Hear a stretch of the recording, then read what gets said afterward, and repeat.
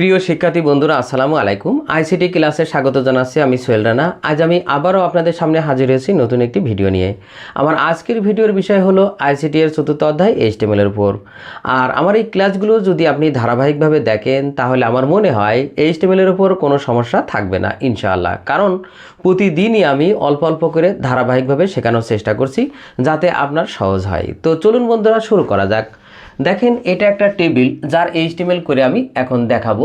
তো দেখেন এই টেবিলের 4টা রো আছে, 1 2 3 4। তার প্রথম রোর যে ব্যাকগ্রাউন্ডটা হলো রেড, কারণ এখানে দেখেন সাদা অংশ, যদিও আমি এখানে কালার দিতে পারিনি, তবে এই যে এইচএসসি রেজাল্ট যে লেখাটা তার পেছনে হলো রেড, এইটা মনে করে আমরা এখন HTML করব।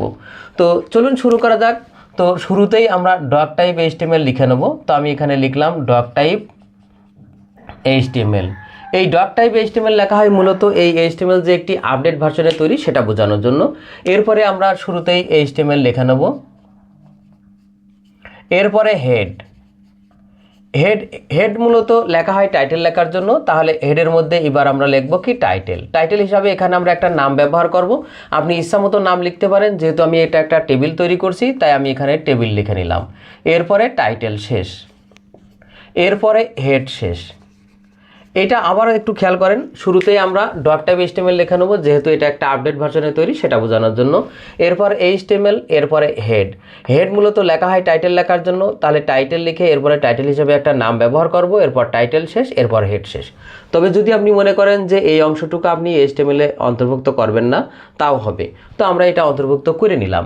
এরপরে আমরা যে HTML করছি সেটা হলো HTML এর মূল অংশ, সেটা হলো বডি, কারণ এই HTML এর এই পুরা অংশটাই হলো কি বডি। তাহলে আমি এবার শুরুতেই বডি লিখে নিলাম।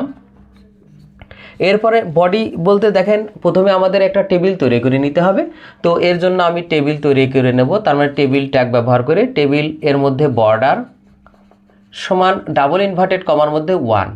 এখন এই ডাবল ইনভার্টেড কমার মধ্যে 1 কেন? কারণ এই যে টেবিল যে দাগ আছে চিকন মোটা করার জন্য এখানে সাইজ ব্যবহার করা হয়। আমি এখানে সাইজ হিসাবে 1 নিলাম, আপনারা 2 3 4 নিতে পারেন। তবে 1 এরপরে 2 নিলে আরেকটু মোটা হবে, 3 নিলে আরেকটু মোটা হবে, এইভাবে আর কি। তো আমরা দেখেন শুরুতেই টেবিল বর্ডার এর সমান ডাবল ইনভার্টেড কমার মধ্যে 1, তার মানে আমরা টেবিলটা তৈরি করে নিলাম।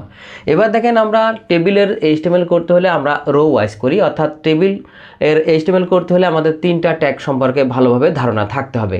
3টা ট্যাগ কি কি আমি এখানে পাশে লিখে রাখি, TR, TH আর হলো TD। এই 3টা ট্যাগ সম্পর্কে আপনার ধারণা থাকতে হবে। আমরা টেবিল করি কি অনুযায়ী, TR মানে টেবিল রো ওয়াইজ। তাহলে আমাদের শুরুতেই প্রত্যেকটা এখানে 4টা রো আছে, তাহলে আমাদের এই রো যখন শুরু করব তখন আমাদের শুরুতেই TR লিখে নিতে হবে। তার মানে আমরা এই রোটা শুরু করলাম। তবে খেয়াল রাখতে হবে, যেহেতু এখানে এই রোটার ব্যাকগ্রাউন্ড কালার হলো রেড, সেজন্য আমরা TR এর মধ্যে BG কালার সমান ডাবল ইনভার্টেড কমার মধ্যে রেড। এখানে যদি ব্লু কালার হয় তাহলে ব্লু, গ্রিন কালার হলে গ্রিন, আপনার ইচ্ছা যে কালার থাকবে সেই নামটা এখানে লিখে নেবেন। তো যেহেতু আমি এখানে শুরুতেই এখানে প্রশ্নের মধ্যে লিখে রাখছি যে ব্যাকগ্রাউন্ড কালার রেড, তার মানে এইচএসসি রেজাল্ট যে লেখাটা তার পেছনের কালারটা হলো রেড, সেই জন্যই আমরা TR মানে রোটাই হলো এই রেড, সেজন্য TR দিয়ে BG কালার সমান ডাবল ইনভার্টেড কমার মধ্যে রেড লিখে নিলাম। এবার দেখেন আমরা এই রোর মধ্যে যে লেখাটা থাকবে সেই লেখাটা লেখার জন্য আমাদের হয় TH না TD ট্যাগ ব্যবহার করব। তো মনে রাখবেন, যদি হেডিং আকারে থাকে তাহলে TH, আর যদি ডেটা আকারে থাকে তাহলে TD।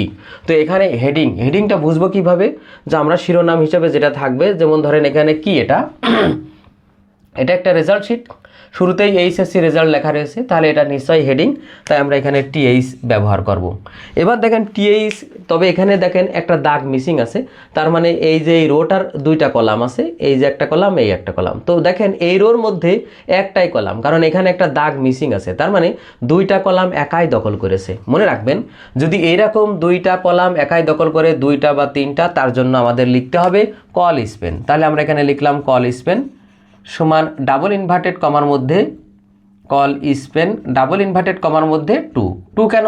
যেহেতু 2টা কলাম দখল করেছে একাই, সেই জন্য। যদি 3টা কলাম দখল করতো তাহলে এখানে 3, যদি 4টা কলাম দখল করতো তাহলে 4। তো এরপরে দেখেন TH কল স্পেন সমান ডাবল ইনভার্টেড কমার মধ্যে 2 লিখে নিলাম। এরপরে আমাদের এই লেখাটা লিখতে হবে, তার মানে এইচএসসি রেজাল্ট যেভাবে থাকবে ঠিক সেইভাবেই এই লেখাটা আমাদের লিখতে হবে। এরপরে আমাদের টিএইচ শেষ, এরপরে আমরা টিআর শেষ করব। তো দেখেন এই রোটা যখন শুরু হয়েছিল টিআর দিয়ে শুরু, যেহেতু ব্যাকগ্রাউন্ড কালার ছিল রেড, সেই জন্য টিআরের মধ্যে বিজি কালার সমান ডাবল ইনভার্টেড কমার মধ্যে রেড লিখলাম। এরপরে এই লেখার জন্য আমাদের হয় টিএইচ তাই টিডি, যেহেতু এটা হেডিং আকারে আছে তাই টিএইচ। তারপরে দেখেন এটা যেহেতু কল স্পেন মানে দুইটা কলাম মানে জায়গা দখল করেছে, সেই জন্য আমরা কল স্পেন সমান ডাবল ইনভার্টেড কমার মধ্যে 2 লিখে নিলাম। এরপরে এইচএসসি রেজাল্ট, এরপরে টিএইচ শেষ। যেহেতু এই রোর কাজ শেষ তাই টিআর শেষ। এবার আমরা এই দ্বিতীয় রোর কাজ করব, তাই আমাদের আবার টিআর শুরু করতে হবে। যদি আমরা টিআর শুরু আর শেষ না করতাম তাহলে এই লেখাগুলোও কিন্তু আমাদের এই ঘরের মধ্যেই হয়ে যেত। সেই জন্য আমরা ওইটা টিআর শেষ করে পুনরায় আবার টিআর শুরু করতে হলো। এরপর দেখেন তার যে এই লেখাটা দুইটা কলামে আছে, রোল আর একটা জিপিএ, তাহলে আমাদের এই লেখাটা লেখার জন্য আমরা এটাও টিএইচ ব্যবহার করব। কারণ দেখেন রোলটাও হেডিং আকারে কাছে আছে, আর নিচেই দেখেন অসংখ্য রোল আছে। জিপিএর নিচেও আমাদের এরকম অনেক জিপি আছে, তাই এই রোল আর জিপিএটা হেডিং আকারে আছে, তাই আমরা এখানে টিএইচ ট্যাগ ব্যবহার করব। এরপরে কি লিখব? রোল, এরপরে টিএইচ শেষ। মনে রাখবেন যেহেতু এই একটা কলাম আলাদা আলাদা, সেই জন্য আমাদের টিএইচ লিখে রোল লিখে তারপর টিএইচ শেষ করতে হবে। যদি আমরা এখানে শেষ না করতাম তাহলে এই লেখাটাও আবার এই ঘরের মধ্যেই হয়ে যেত। সেই জন্য আমাদের ওই জিপিএ লেখার জন্য আবার আমাদের টিএইচ শুরু, এরপরে জিপিএ, তারপরে টিএইচ শেষ। এইবার দেখেন টিআর শেষ। তার মানে আমাদের এই রোটার কাজ শেষ হলো। এবার আমরা তৃতীয় রোর কাজ করব। তো দেখেন আবার টিআর শুরু, আমরা টিআর শুরু করলাম। এরপরে দেখেন টিডি। কেন টিডি? ওই যে একটু আগেই বলছিলাম যেটা ডেটা আকারে থাকবে সেইগুলো টিডি, আর যেটা হেডিং আকারে থাকবে সেটার জন্য টিএইচ। তো এখানে 1 2 3 যাই থাক নিচে সেটা টিডি হিসাবে আমরা লিখব। তাই টিডি, এরপরে 01, এরপরে টিডি শেষ। আবার দেখেন টিডি, এরপরে এখানে আবার একটা কাজ আছে। দেখেন এই যে এখানে একটা দাগ হওয়ার কথা ছিল সেটা নেই, তার মানে দুইটা রো হওয়ার কথা ছিল এখানে, সেটা একটা রোর মধ্যে আছে। তার মানে যদি উপরে নিচে জায়গা দখল করে তাহলে রো ওয়াইজ দুইটা ঘর দখল করেছে, তার মানে কি রো স্পেন। যেমন এখানে দুই পাশাপাশি জায়গা দখল করছে তাই এটা হলো কল স্পেন, আর যদি উপর নিচে জায়গা দখল করে তাহলে সেটা হলো রো স্পেন। তাই আমরা ওই টিডি লিখে এরপরে রো স্পেন,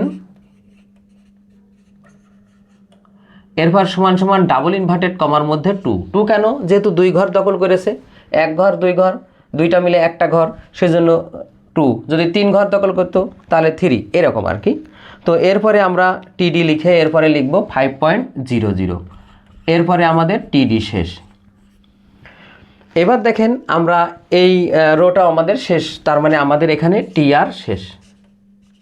তার মানে আমরা তৃতীয় রো শেষ করলাম। এরপরে আমরা আবার টিআর শুরু করলাম টিআর শুরু। এবার দেখেন আবার টিডি, তার মানে এই রোর জন্য, তাহলে টিডি, এরপরে 02, এরপরে টিডি শেষ। এরপরে আমাদের আবার কি টিআর শেষ। দেখেন এই রোতে একটাই কলাম আছে, এই পাশে নেই, কারণ এই 5.00 এটা হলো আগের রোর ভিতরে কাজ হয়ে গেছে, সেই জন্য এই ঘরের জন্য আমাদের পুনরায় এই রোর সাথে কাজ আর হবে না, সেই জন্য আমরা টিআর শেষ করে দিলাম। দেখেন আমাদের টেবিলটা কমপ্লিট হয়ে গেল। যেহেতু এই কাজটা ছিল টেবিলের কাজ, সেজন্য আমরা এখন কি করব? টেবিল শেষ করব। দেখেন এখানে টেবিল শুরু হয়েছিল, কিন্তু বর্ডার সমান সমান ডাবল ইনভার্টেড কমার মধ্যে 1 দিয়েছিলাম, এখানে কিন্তু সেটা হবে না। যেহেতু টেবিলটা ছিল বডির মধ্যে, বডির কাজ, তাহলে বডি আমাদের কি হলো? শেষ হলো। তাহলে আমরা এখন বডি শেষ করলাম। আর পুরাটাই আমাদের কি ছিল? HTML, তার মানে আমরা HTML শেষ করলাম। তাহলে আমাদের এখন HTML শেষ করতে হবে। এটাই ছিল আমাদের আজকের HTML। তো ছাত্রছাত্রী বন্ধুরা, আজ এই পর্যন্তই। আমার ভিডিওটি কেমন হলো অবশ্যই কমেন্ট করে জানাবেন। যদি ভিডিওটি ভালো লেগে থাকে অবশ্যই ভিডিওতে একটি লাইক দেবেন। এছাড়াও অন্যান্য বন্ধুদের দেখার সুযোগ করার জন্য অবশ্যই ভিডিওটি শেয়ার করবেন। আর আমার চ্যানেলে যদি আপনি নতুন হয়ে থাকেন অবশ্যই আমার চ্যানেলটি সাবস্ক্রাইব করবেন। সবাইকে ধন্যবাদ। আল্লাহ হাফেজ।